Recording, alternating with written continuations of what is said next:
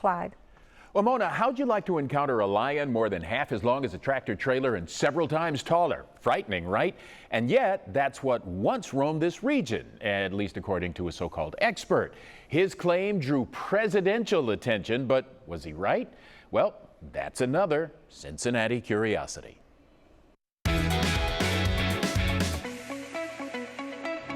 Did gigantic lions really rampage through Cincinnati in ancient times, gobbling up mastodons like so much popcorn?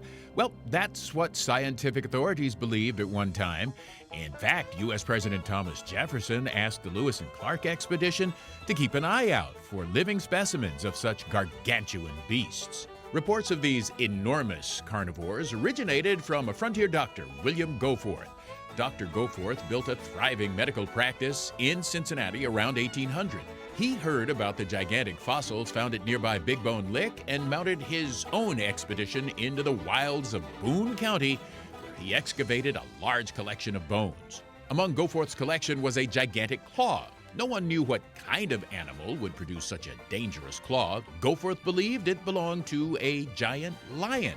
Just as impressive as the claw were the beast's ribs. Now, Goforth claimed their structure proved this lion could extend or contract its body to a great degree in order to make prodigious leaps. In other words, Goforth's lion could scrunch up like an accordion and then spring forth to attack its prey.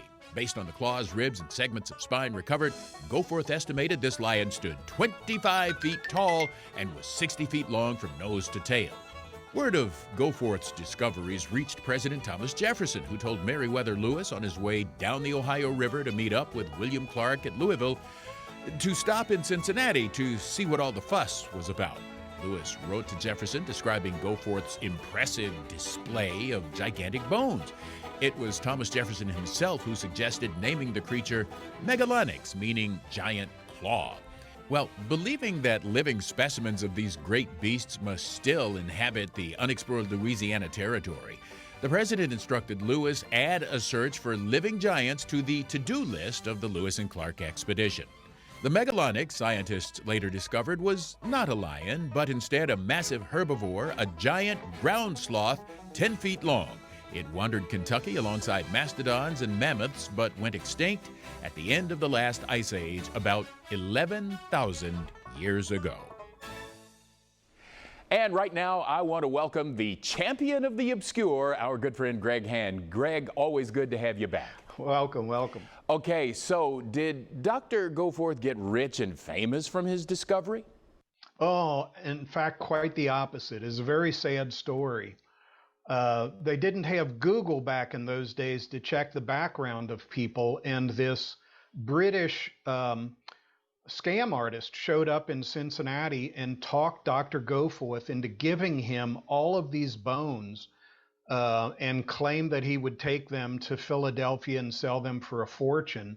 He actually ended up stealing them and taking them to London, putting them on display, and claiming in a book that he had found them himself. And so Dr. Goforth really got nothing for it. He ended up leaving Cincinnati and moving to New Orleans, and was involved in helping Louisiana become a state later on, but did not make any money from his large bones.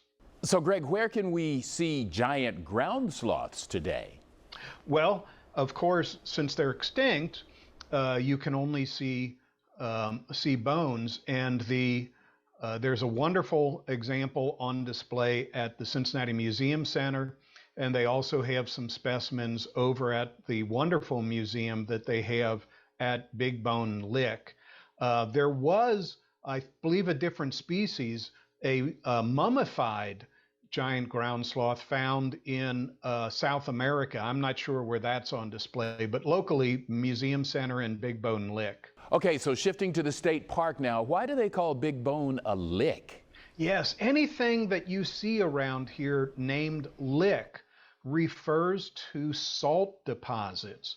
And so Queen City Avenue was originally called Lick Run because it had a creek, and salt would come out of the hillside and flavor the creek. And so animals would congregate there to get their salt intake.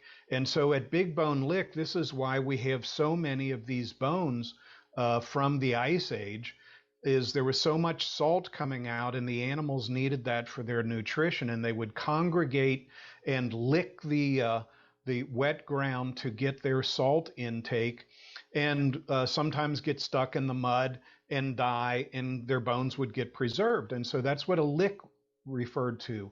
And in fact, for a while at Big Bone, that was a salt factory providing salt to colonial Cincinnati.